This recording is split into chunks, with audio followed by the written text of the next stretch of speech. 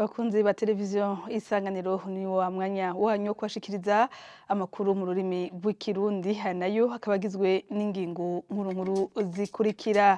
Sentare idasanzwe ijejwe gutatura amatati y'ayandi matungo n'ayandi matongo ngo ikwiye gushimikira kuko umwanisha abatashima ingingo y'umugwi Sentebe. Ivyo navyo ngo bishoboka igihe hafashwe ingingo itunganiriza bose ngo nayo ku gikorwa cyo kwandika amatongo akiri mu matati ngo nivyo kwitondera. Mu gisata c'imibano kubura uburaro bwiza ni kimwe mu bihanze imiryango 30 y'abatwa iri muri komine iri ku mutumba ya Rukana ya kabiri muri komine Rugombo intara ya Cibitoke. Idonido ni mukanya.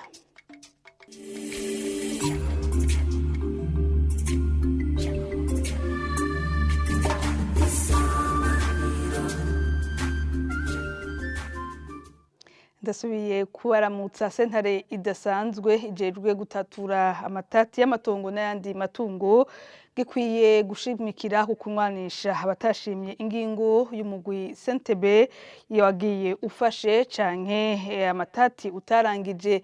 Umuhinga mu bijanye no kunwanisha mu bijanye n'ubutungane bunwanisha afatira ku manza uwo mugwi wagiye utarangije na cane mu ntara z'Amakamba na Rumonge.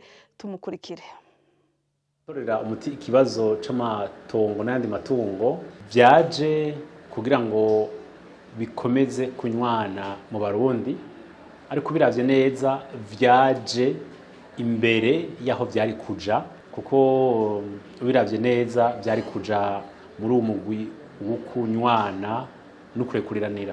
Harabaye igice ca mbere aho ingendo kwari kugerageza kugira ngo abari mu matongo n'abahungutse baje mu ngendo y'ukuyaga kugira ngo ntihagire uwusigara ashavuye gusumba uyundi. Kandi ico gihe byasa n'ibiriko birigenda neza, ubuhungutse n'uwasanze mu itongo bakemera bakagabura bakabana. Ariko mu nyuma haraje ingendo yo gushaka guha cane cane abakuwe mu vyabo, abavuye mu vyabo babigarutsemwo, hanyuma biraheze barafata iyindi ntera.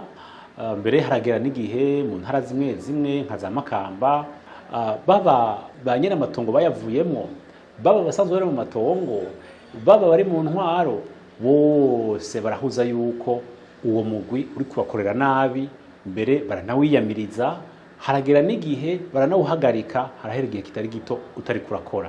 Iyo ugiye mu ngendo yo kubanza gutahuza abantu ivyo barimwo, kubera kuza gukura mu itongo naka ukariha naka bije gutyo gusa bitabanje gusigurwa ngo bitahurwe ko ari ingendo yo kunywana no kurekuriranira, akure biza ngo bishike. Ariko je ndemeza yuko bikozwe neza bigafata ingendo nziza. Twarabibonye mu gihe bagitangura abantu baremera bagashira ku mikono bati turavyemeye, tuzobana kandi ntihagire ingorane iba. Kuvuga ko woba waratoye umuti kibazo c'amatongo n'andi matungo gusa, biraboneka yuko ingorane ziracariho. Ugiye mu bene gihugu ingorane ziracariho z'amatongo n'andi matungo.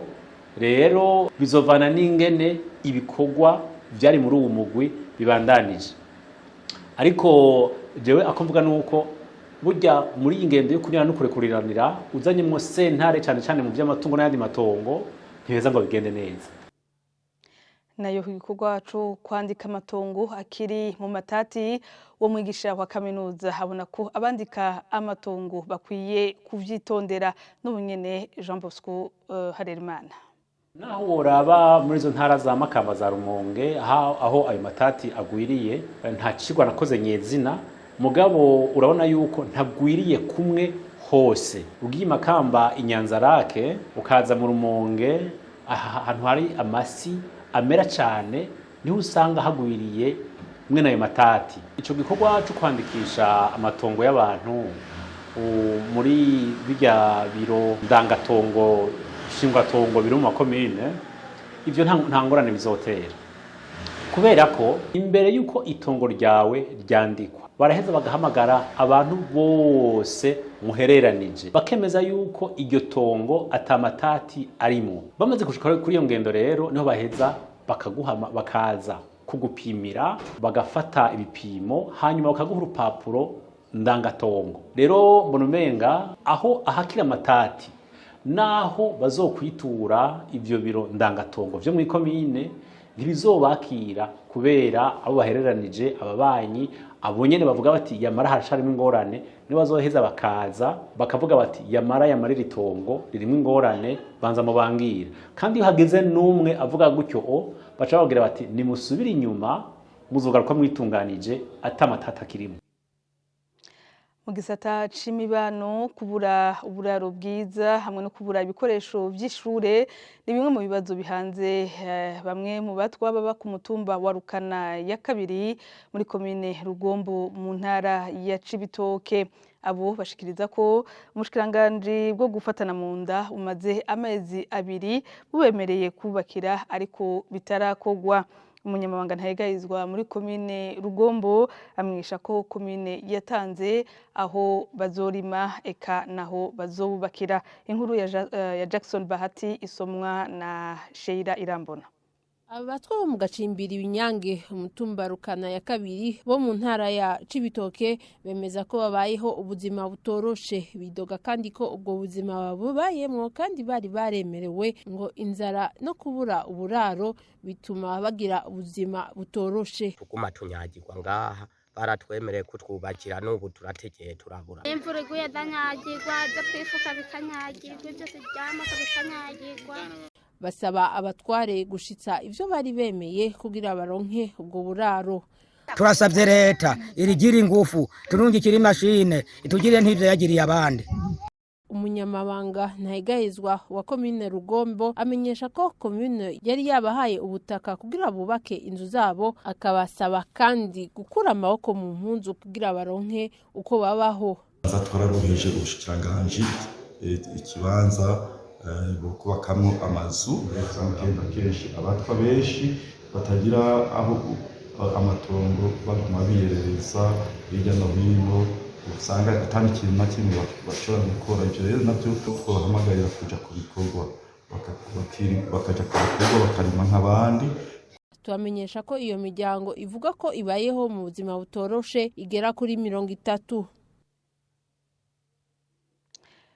Intwaro ibereye no guhangana n'ibiza bene bimwe mu bisata biri imbere mu bikorwa bizorangurwa n'umugambi mpuzamakungu PNUD ujejwe iterambere mu mwaka wa 2024 gushika mu mwaka wa 2027 byashikirijwe mu ruganda ko gushikiriza ivyaranguwe kuva mu mwaka wa 2019 gushika mu mwaka wa 2023. Umuyobozi mukuru mu bushikiranganje bw'imigenderanire n'ayandi makungu havuga ko miliyoni zirenga amajana 275 z'amadolari arizo zakoreshejwe muri iyo migambi yaranguwe muri ico kiringo. Kurikira Ambassadeur Gaudence Sindayigaya. Programme twari twashizeho kuva muri 18 gushika mu 2023 uno mwaka rero ko yaheze yuko tugiye gutangura iyindi iyo nayo ikazoba ihagaze ahanini kukuraba ingene abarundi bo kwisununura mu butunzi kuraba ingene boshikira amaserivisi amwe ya leta guteza imbere inzego zimwe ubuhinga bimwe bita digitalisation ivyo mwavyumvise gufasha cyane twakigarutse ko umwanya utari muto gufasha cyane abakenyezi no gwaruka uko murazi yuko nangene cyubahiro mukuru w'igihugu cacu ivyo bibazo vy'ugwaruka n'abakenyezi abishira imbere cyane ibisata iyo programme izoshimikira ko nivyo mugabe yo mubiravye neza erega hagiye umuntu afise ubukene butari buke usanga byose ari bisa n'ivyihutirwa. Rero ntawuheza ngo akorere ibintu rimwe.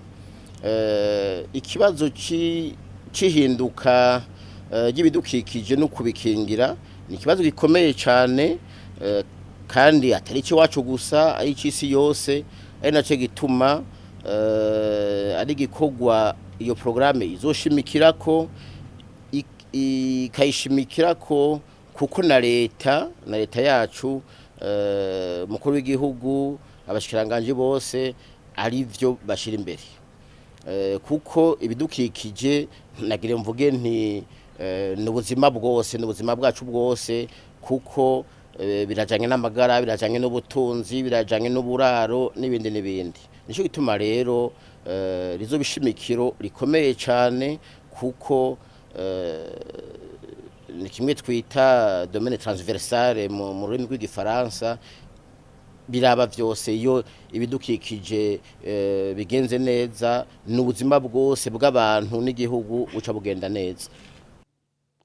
Turangirize mu bivugwa mu gisata c'ubutunzi, gutanga amasoko ya leta hadakurikijwe amategeko muri ntambamye cibonekeza mu Burundi, bishikirizwa n'umwigisha wa kaminuza mu kiganiro catunganijwe n'ishirahamwe gishinze kugwanya igiturire n'isesagurwa ry'amatungo ya leta Oricom kuri uyu wa gatatu. Michel Masabo, umwigisha wa kaminuza, akaba yarakoze amatohoza ajanye n'itangwa ry'amasoko ya leta kuva mu mwaka wa 2012 gushika mu mwaka wa 2021. Tumukurikira. Urukome yaransavye gutunganya icigwa kijanye no kugene amasoko ya leta yatanzwe, cyane cyane mu byo bansavye kwari kuraba utunenge twagiye turabamwo. Naratanguye nderekana yuko mu gutunganya amasoko hariho ingingo ngenderwako tuteza gukurikizwa. Izo nazo nuko umuntu wese afite uburenganzira bwo guhiganwa, nuko abahiganwa bafatwa cyo kimwe tagukumira, nuko byose bikwa ku mugaragaro. Hanyuma akaba nuko hariho inzego zitatu, rumwe rutanga amasoko, urundi rurayasuzuma, n'urundi ruracungera, yuko izo nzego zitandukana. Ariko rero twasanze kenshi atariko bimeze, harimo utunenge tutari duke twatoye. Amasoko amwe atangwa ka mwana wa mama, hariho ayatangwa mwibanga, hariho ayandi wumvikana n'umuntu, n'ayandi ubaza ibiciro agurisha. Urumva hose ivyari kuja habona bigirwa bitagiye habona, bigatuma rero haba ibintu by'uko nk'ibiciro biduga, abo bikora basanga sibo bari kubikora. Aho hose urumva leta irikirahomba. Hariho n'ayandi masoko atangwa iri ku mugaragaro, mugabo wasanga hari ababimenye imbere, ugasanga hari n'ababikozeko, ugasanga amasoko aronse abayatanga, urumva babishoreye. Jewe nigisha iby'amategeko, nagomba kuvuga gusa yuko muri vyose no gukurikiza amategeko ariho, abayarenze ko bakaronka ibihano, ibimeze nabi bakabigorora, aho nta ngorane yohaba. Amategeko ariho ameze neza, mugabo ikibazo ni ukuyashira mu ngiro. Bakunzi ba televiziyo Isanganiro, ni hano duciye turangiriza ano makuru. Mwakoze mwege mwese mwayakurikiranye, mubandanye mukurikirana ibiganiro bya televiziyo Isanganiro.